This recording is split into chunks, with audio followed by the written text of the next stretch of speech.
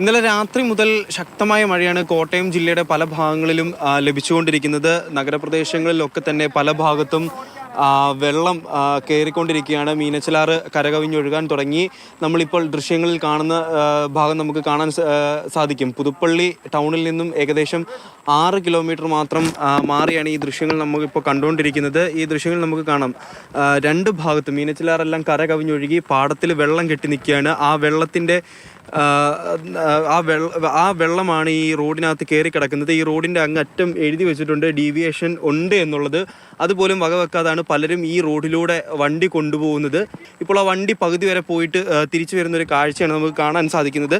പല മുന്നറിയിപ്പുകളും ആരും ശ്രദ്ധിക്കുന്നില്ല, അല്ലെങ്കിൽ അവഗണിക്കുന്നു എന്നുള്ളതാണ് ഇതിൽ നിന്ന് നമുക്ക് വ്യക്തമാകുന്നത്.